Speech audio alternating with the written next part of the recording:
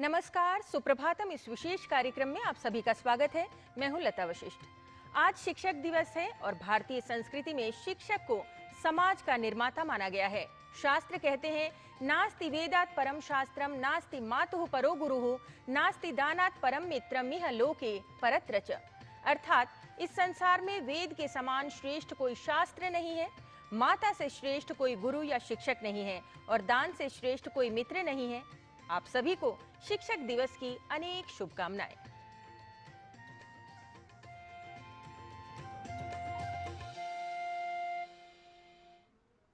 भारतीय संस्कृति, संस्कृत और स्वास्थ्य पर आधारित कार्यक्रम सुप्रभातम की शुरुआत करते हुए आइए सबसे पहले जान लेते हैं आज का पंचांग, यानी आज की तिथि, वार और नक्षत्र। आज का पंचांग युगाब्द 5127, विक्रम संवत 2082, शक संवत 1947, दक्षिणायन, भाद्रपद मास, शुक्ल पक्ष, त्रयोदशी तिथि, शुक्रवार, श्रवण नक्षत्र। आज का दिन सभी के लिए मंगलमय हो। आज के पंचांग के बाद अब समय है हमारे दूसरे प्रभाग की प्रस्तुति का, जिसे आप सुभाषित के नाम से जानते हैं। तो क्या है आज का प्रेरक सुवचन या सुभाषित, जानते हैं इस सुभाषित प्रभाग में। न दैवमपि संचित्य त्यजेदुद्योगमात्मनः अनुद्योगेन कस्तैलं तिलेभ्यः प्राप्तुमर्हति। दैव यानी भाग्य का विचार करके व्यक्ति को कार्य करने का प्रयास नहीं त्यागना चाहिए। भला समुचित प्रयास के बिना कौन तिलों से तेल प्राप्त कर सकता है।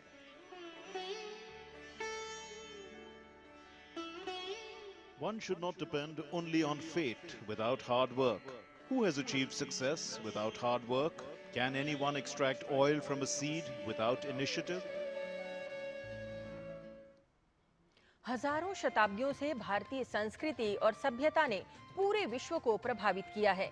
भारतीय ज्ञान परंपरा की श्रृंखला में भारत और जापान के बीच संस्कृति और सभ्यतागत परंपरा की विशेषता को हम जानेंगे।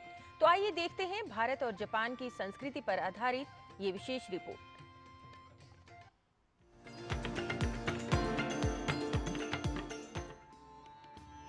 सहस्र शताब्दियों से भारतीय संस्कृति और सभ्यता से प्रभावित हुए देशों की गणना में जापान का भी नाम संस्मरणीय है।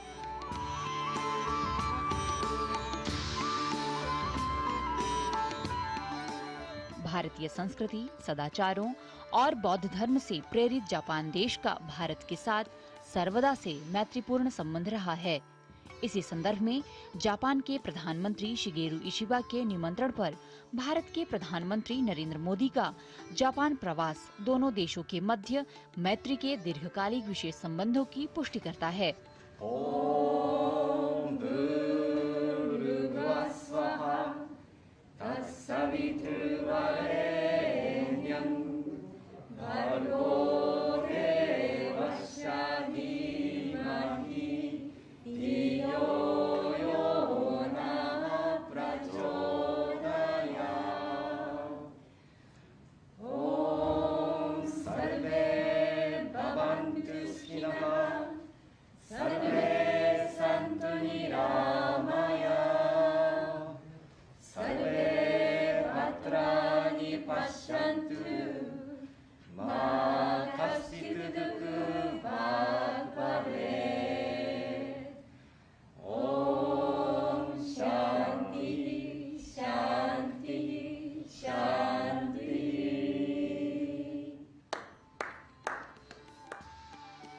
कई वर्षों से भारत और जापान के मध्य सांस्कृतिक संबंध असाधारण रहे हैं, जो एक बहुत ही घनिष्ठ और सुदृढ़ संबंध को व्याख्यायित करता है।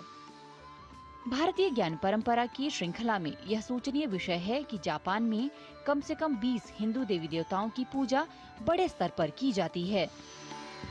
देवी देवताओं के प्रसंग में जापान में केवल देवी सरस्वती के ही हजारों मंदिर हैं। इनके साथ ही लक्ष्मी, इंद्र, ब्रह्मा, गणेश, गरुण और अन्य देवी देवताओं की भी अनगिनत मूर्तियां वहां विराजमान हैं। इसके अतिरिक्त वायु और वरुण जैसे देवता, जो भारतीयों द्वारा प्रायशः विस्मृत कर दिए गए हैं, आज भी जापान में बड़ी श्रद्धा के साथ पूजे जाते हैं। भारत में विकसित और परिवर्तित हुई प्राचीन भारतीय ज्ञान परंपरा को जापान ने बहुत ही मनोभाव से अपनाया है। उदाहरण के लिए जापान में सरस्वती को बेंजाइतिन के नाम से जाना जाता है, जिनको न केवल वीणा के साथ चित्रित और पूजा जाता है, बल्कि जल से उनके जुड़ाव के लिए भी याद किया जाता है। इसलिए बेंजाइतिन के मंदिर अधिकांशतः नदी, तालाब या झरने जैसे जल निकायों के पास होते हैं। नई दिल्ली में जापान के पूर्व राजदूत यासुकुनी एनोकी के अनुसार जापान में 80% से ज्यादा जापानी देवता मूलतः भारतीय देवता हैं, जो कि कई लोगों को ज्ञात भी नहीं हैं। More than 80% of Japanese gods are originally Indian gods. Most of Japanese don't know. For example, I live in Kichijoji, in the outskirts of Tokyo. This Kichijoji literally means temple of Kisho goddess. And Kisho is originally Lakshmi. So thus, I came from Lakshmi town. This should be recognized by Japanese people, the bottom of Japanese culture. Indian culture is very strongly imprinted and developed in the Japanese way. Bharat की सिद्धम लिपि Japan में संरक्षित है। Japan में सिद्धम लिपि में बीजाक्षरों को पवित्र माना जाता है और उन्हें अत्यधिक महत्व भी दिया जाता है। बीज अक्षर देवता की शक्ति और उपस्थिति का आह्वान करने वाले मंत्र हैं।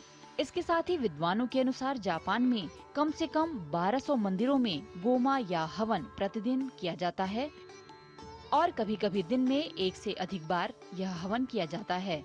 गोमा के साथ संस्कृत में मंत्रोच्चार भी किया जाता है, जो समस्त वातावरण को भारतीयता के सुगंध के साथ पवित्र और आह्लादित करता है।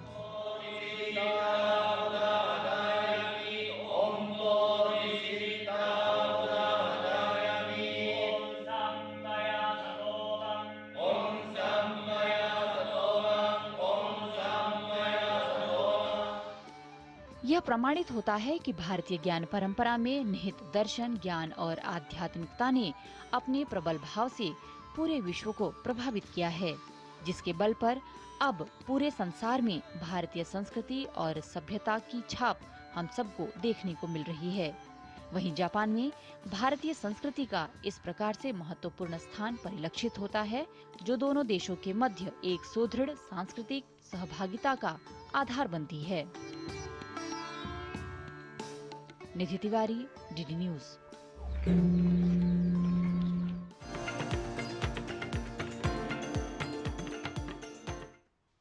तो भारतीय ज्ञान परंपरा के बाद अब बात करेंगे स्वास्थ्य की, और स्वास्थ्य प्रभाग में जहां आज बात करेंगे आयुर्वेद, और वस्तुतः आयुर्वेद और उससे जुड़ी चिकित्सा पद्धति का प्रमुख उद्देश्य स्वास्थ्य की देखभाल और बीमारियों से बचाव करना ही है।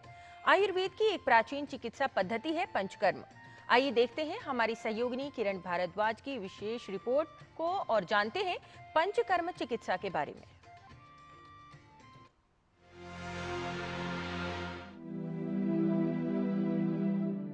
पंचकर्म आयुर्वेद की एक महत्वपूर्ण चिकित्सा पद्धति है, जिसका मुख्य उद्देश्य शरीर को शुद्ध करना और रोगों को दूर करना है। ये शरीर से विषाक्त पदार्थों को निकालने, दोषों को संतुलित करने और समग्र स्वास्थ्य को बेहतर बनाने में सहायक है। आयुर्वेद में रोगों की चिकित्सा के लिए दो प्रकार के मुख्यतः चिकित्सा विधान बताए गए हैं। नंबर 1 शमन, जिसमें औषधियों के द्वारा बीमारियों को, रोगों को ठीक किया जाता है, और नंबर 2 शोधन। शोधन मतलब शुद्धि की प्रक्रिया, जो मुख्यतः पंचकर्म के माध्यम से किया जाता है। इस पंचकर्म में 5 मुख्य प्रकार के विधान होते हैं, जिसके कारण से पंचकर्म शब्द का प्रयोग हुआ है। इसके अलावा कतिपय बाह्य उपक्रम पंचकर्म के अंतर्गत किया जाता है, जो कि मुख्य कर विविध प्रकार के मांसपेशियों से, अस्थि संधि के विकारों से, दर्द के लिए, जकड़ाहट के लिए या गति वैषम्यता को दूर करने के लिए उपयोग किए जाते हैं। आयुर्वेद प्राचीन वैदिक चिकित्सा पद्धति है। ये त्रिदोष के सिद्धांत पर आधारित है। आयुर्वेद का सिद्धांत वात, पित्त और कफ का शरीर में संतुलन है। त्रिदोष के असंतुलन से शरीर में रोग उत्पन्न हो जाते हैं। आयुर्वेद में रोग कारक तत्वों को शरीर से बाहर कर त्रिदोष को संतुलित किया जाता है। 5 मुख्य पंचकर्म के जो हिस्सा है उसमें नंबर 1 है वमन कर्म, जो कि कफदोष के लिए या कफदोष के जो विकार होते हैं उसके लिए मुख्य चिकित्सा है, जिसके माध्यम से शरीर से दूषित कफदोष को बाहर निकाला जाता है। नंबर 2 है विरेचन कर्म, जो पित्त दोष की मुख्य चिकित्सा है, जिसमें शरीर से दूषित हुआ पित्त गुदा मार्ग से दस्त के द्वारा बाहर निकाला जाता है। नंबर 3 है निर्व बस्ती, जो एक बस्ती का विधान है। नंबर 4 है अनुवासन बस्ती, वह भी एक बस्ती का विधान है। यह बस्ती चिकित्सा गुदा मार्ग से औषधि का प्रयोग किया जाता है, जो कि वात दोष के लिए और वात विकारों के लिए मुख्य चिकित्सा है। और नंबर 5 है नस्य कर्म, जो नासा मार्ग से यानी नाक के द्वारा औषधि का प्रयोग किया जाता है, जो विशेषकर मुख के रोग, गले के रोग, आंख, नाक, कान के रोग और मस्तिष्क के रोगों के लिए मुख्य चिकित्सा है। जब व्यक्ति की पाचन शक्ति या ऊर्जा, जिसे अग्नि के रूप में जानते हैं, ये मजबूत होती है तो व्यक्ति का स्वास्थ्य बेहतर होता है, ऊतक स्वस्थ बनते हैं, शरीर अपशिष्ट पदार्थों को प्रभावी ढंग से नष्ट कर पाता है, जिसके कारण व्यक्ति का स्वास्थ्य ठीक रहता है। यदि व्यक्ति की अग्नि कमजोर हो तो पाचन बिगड़ जाता है और विषाक्त पदार्थ बनते हैं, जो शरीर में व्यवस्थित हो जाते हैं। इन विषाक्त पदार्थों के एकत्रित होने से रोग उत्पन्न होने लगते हैं। पंचकर्म रोगों के रोकथाम के लिए, स्वास्थ्य के वर्धन के लिए एवं सभी प्रकार के रोगों की चिकित्सा में कारगर साबित हुआ है। आज के परिप्रेक्ष्य में कहा जाए तो मुख्यतः जीवन शैली जन्य जो सभी प्रकार के विकार है, उसमें जैसे कि चयापचय जन्य रोग, प्रमेय यानी मधुमेह या डायबिटीज, मोटापा, ओबेसिटी और उच्च रक्तचाप यानी हाई ब्लड प्रेशर, हाइपोथायराइडिज्म, ऐसे विविध प्रकार के रोगों में पंचकर्म लाभदायक पाया गया है। विशेष करके आज का जो स्ट्रेस का जीवन शैली है, तो कई प्रकार के मानस विकार जैसे कि एंग्जाइटी होना, डिप्रेशन होना या नींद नहीं आना या मनोव्याकुलता होना, इन सभी प्रकार के मानस विकारों में भी पंचकर्म बहुत ही उपयोगी है। पंचकर्म एक उत्कृष्ट शुद्धिकरण प्रक्रिया है जो संग्रहित विषाक्त पदार्थों को बाहर करती है और शरीर की प्राकृतिक उपचार क्षमता को फिर से स्थापित करती है। इष्टतम स्वास्थ्य का अनुभव करने के लिए पाचन अग्नि को मजबूत बनाए रखना और शरीर से विषाक्त पदार्थों को बाहर निकालना आवश्यक है। पंचकर्म एक प्राकृतिक उपचार है जो शरीर के आंतरिक संतुलन और ऊर्जा को शुद्ध और पुनः स्थापित करता है। पंचकर्म रोगों से बचाव भी करता है और रोगों का उपचार भी। यदि आप स्वस्थ और निरोगी रहना चाहते हैं तो पंचकर्म एक उत्तम विधि के रूप में कार्य करता है। किरण भारद्वाज, डीडी न्यूज।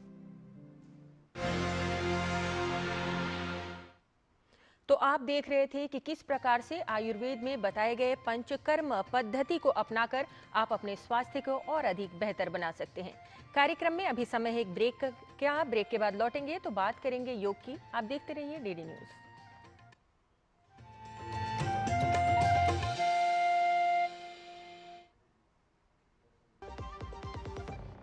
अब आया असली स्वाद। अब आया स्वाद। जब स्वाद के पड़े हो लाले तो MDH का चंकी चाट मसाला डालें। MDH का चंकी चाट मसाला। MDH। कम समय में ज्यादा मुनाफा, बस एक क्लिक में। कमाल है। अनजान लिंक्स पर क्लिक मत कीजिए। RBI कहता है जानकार बनिए, सतर्क रहिए। रिटायरमेंट के बाद लाल स्पोर्ट्स कार लूं या वर्ल्ड टूर? खाली पुलाव बना, मैं ऑर्डर करूं। पुलाव नहीं, प्लान। लाइफ इंश्योरेंस का रिटायरमेंट प्लान। गारंटीड पेंशन के साथ। सपनों को रखो सुरक्षित रिटायरमेंट प्लान के साथ। सबसे पहले लाइफ इंश्योरेंस। दादी के हाथों का जादू और खुशबू से महकता घर। MDH गरम मसाला, असली मसालों से भरा हूँ मैं, क्योंकि हर रिश्ता है स्वाद से जुड़ा।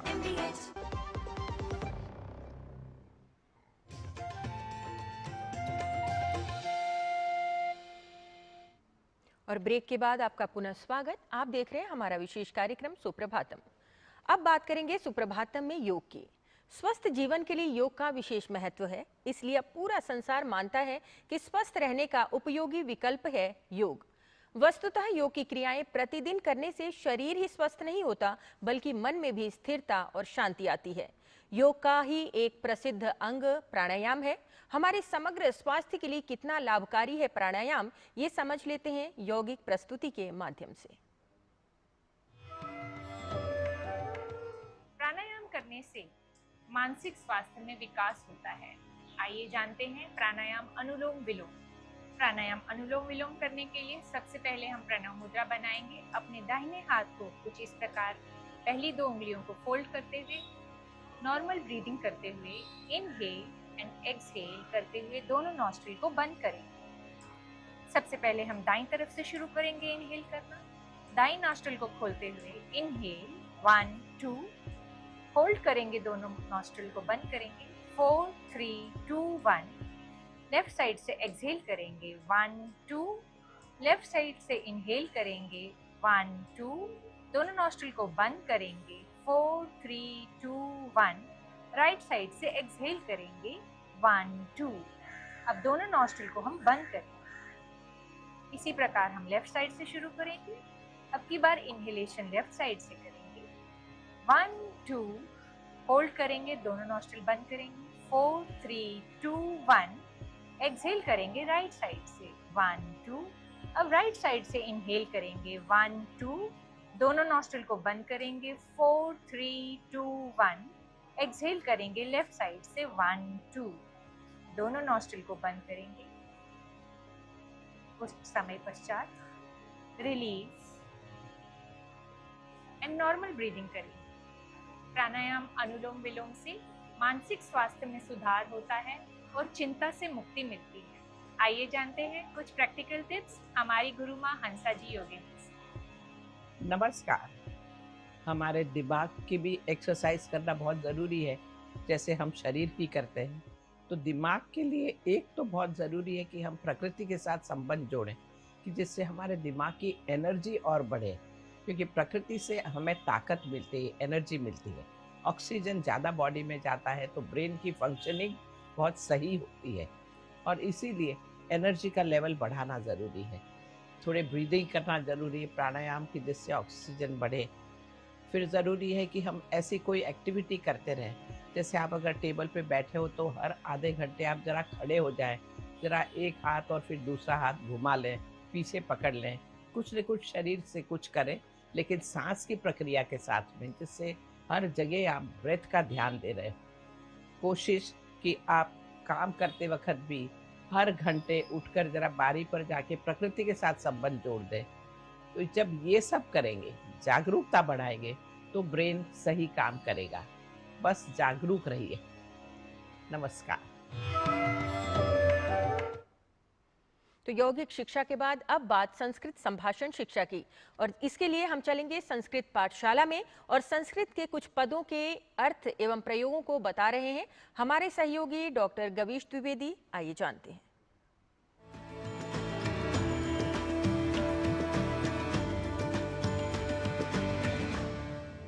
मित्राणि नमो नमः।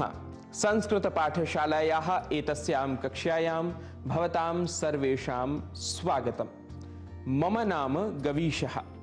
संस्कृत कक्षा में आज हम अभ्यास करेंगे मम, भवतः और भवत्याः इन पदों का। हमने पिछली कक्षा में इन पदों के प्रयोगों को सीखा था। मित्रों आप ध्यान करिए, हमने सीखा था मम का अर्थ मेरा, भवतः और भवत्या का अर्थ है आपका, पर पुल्लिंग में भवतः एवं स्त्रीलिंग में भवत्याः का प्रयोग हमें करना है। अब मैं आपको कुछ शब्द बताऊंगा जिनके साथ मम, भवतः और भवत्याः का प्रयोग करते हुए हम साथ मिलकर अभ्यास करेंगे। आपकी सुविधा के लिए हम स्क्रीन पर आपको यह वाक्य दिखा भी रहे हैं। पहला पद है देशः। अब देशः इस पद के साथ मम, भवतः और भवत्याः का प्रयोग कर पीछे पीछे मेरे साथ बोलिए। देश के साथ जब हम ये पद प्रयोग करेंगे तो पहला वाक्य बनेगा मम देशः अर्थात मेरा देश। भवतः देशः अर्थात आपका देश। भवत्याः देशः अर्थात आपका देश। भवतः इसका प्रयोग पुल्लिंग को उद्देश्य करके और भवत्याः इस पद का प्रयोग स्त्रीलिंग के लिए होगा, यह हमें ध्यान रखना है। इसी प्रकार पद है राज्यम अर्थात राज्य, स्टेट। मम राज्यम मेरा राज्य। भवतः राज्यम आपका राज्य और भवत्याः राज्यम आपका राज्य यानी आपका स्टेट। ग्रामः मम ग्रामः, मम ग्रामः। भवतः ग्रामः, भवत्याः ग्रामः। कुंचिका अर्थात चाबी, की। मम कुंचिका, भवतः कुंचिका, भवत्याः कुंचिका। स्यूतः अर्थात थैला, बैग। मम स्यूतः, भवतः स्यूतः, भवत्याः स्यूतः। पत्रिका मैगजीन। मम पत्रिका, भवतः पत्रिका, भवत्याः पत्रिका। धनम पैसा, मनी। मम धनम, भवतः धनम, भवत्याः धनम। भगिनी अर्थात बहन, सिस्टर। मम भगिनी अर्थात मेरी बहन। भवतः भगिनी अर्थात आपकी बहन। भवत्याः भगिनी अर्थात आपकी बहन। यहाँ भवत्याः पद स्त्रीलिंग में हमने प्रयुक्त किया है, यह आपको फिर से एक बार हम बता रहे हैं। आसन्दः अर्थात चेयर। मम आसन्दः, भवतः आसन्दः, भवत्याः आसन्दः। मित्रों, इसी प्रकार गृहम, नगरम, ग्रंथः, मित्रम, माता, पिता, आप जितने चाहें उतने वाक्य बना सकते हैं। शर्त एक ही है कि आपको इनका अभ्यास बोल बोल कर करना है। भाषा क्योंकि बोलकर ही आती है, केवल समझ लेने से आप भाषा जानते हैं यह समझना उचित नहीं है। अतः यदि आप सच में संस्कृत भाषा सीखना चाहते हैं तो प्रतिदिन 10 मिनट इसे बोलने का संकल्प लेकर ऐसे छोटे छोटे वाक्यों से आप संस्कृत सीखने की यात्रा आरंभ करिए।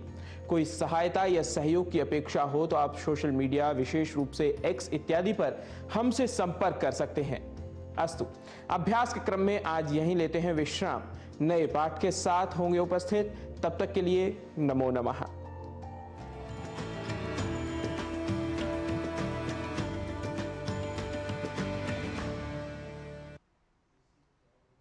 और अब क्रम है एक प्रेरक वृत्त की प्रस्तुति का।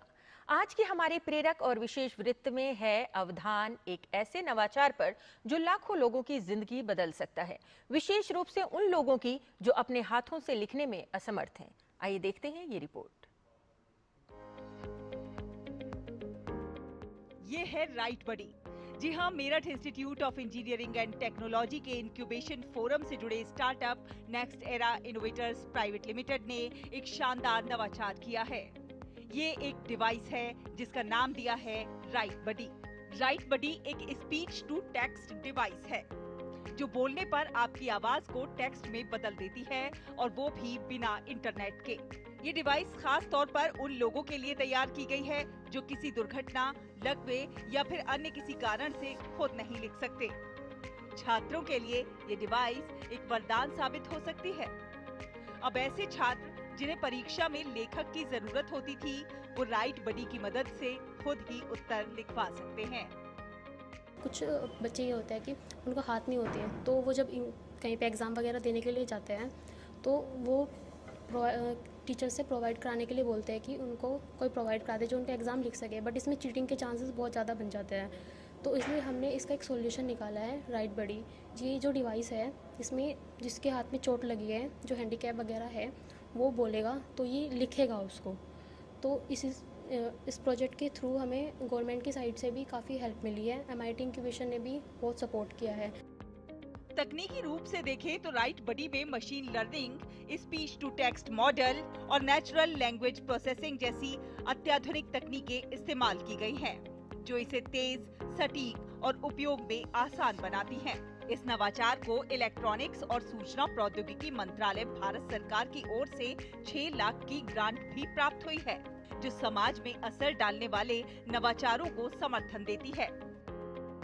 एक बार पेपर सेट हो गया, उसके बाद जैसे ही वो बंदा बोलना स्टार्ट करेगा तो हमारी डिवाइस में एक टेक्नोलॉजी यूज़ करी है हमने, STT जिसे कहते हैं, स्पीच टू टेक्स्ट, प्लस एक NLP मॉडल है, ML का मॉडल है, ये मशीन लर्निंग के थ्रू हमने ये करा है, जिससे जो भी बंदा बोलेगा उसमें माइक लगा हुआ है, वो माइक से सुनेगा और माइक से डिवाइस सुनते ही स्पीच टू टेक्स्ट का इस्तेमाल करते हुए उसे टेक्स्ट की फॉर्म में लिखना स्टार्ट कर देगा। MIET इंक्यूबेशन फोरम के CEO ने इस उपलब्धि पर कहा कि संस्थान हमेशा इनोवेटर्स को मार्गदर्शन और संसाधन देता रहा है और राइट बडी इसका बेहतरीन उदाहरण है। ये एक कदम है MIT इंक्यूबेशन फोरम का, ताकि इस तरीके के डिवाइस, इस तरह की इनोवेशंस मार्केट में आ सकें और इस देश में बदलाव हो सके और हमारे आदरणीय प्रधानमंत्री जी का सपना आत्मनिर्भर भारत बनाने का वो पूरा हो सके, क्योंकि हमारा स्टार्टअप आगे बढ़ेगा, वो बड़ा होगा, वो ब्लास्ट करेगा, वो बूम करेगा, वो लोगों को रोजगार देगा। कह सकते हैं कि ये सिर्फ एक डिवाइस नहीं, बल्कि आत्मनिर्भरता और सामाजिक समानता की दिशा में एक बड़ा कदम है। ये डिवाइस लाखों दिव्यांगजनों की जिंदगी में आत्मविश्वास और स्वतंत्रता की नई रोशनी ला सकती है। मेरठ से संगीता श्रीवास्तव की रिपोर्ट, DD न्यूज। शिक्षा प्राप्त करना हम सभी का अधिकार है। जन्म से ही शिक्षा प्राप्त करने की प्रक्रिया आरंभ हो जाती है और मृत्यु पर्यंत व्यक्ति कुछ न कुछ सीखता ही रहता है। आज शिक्षक दिवस है, जिसको मनाने का उद्देश्य समाज में शिक्षा के प्रति जागरूकता लाना है। तो हम सभी शिक्षित बनने का संकल्प लें और एक शिक्षित समाज के निर्माण में सहयोगी बने। शिक्षक दिवस की अनेक शुभकामनाओं के साथ सुप्रभातम कार्यक्रम में हमें पूरी टीम के साथ दीजिए अनुमति। नमस्कार।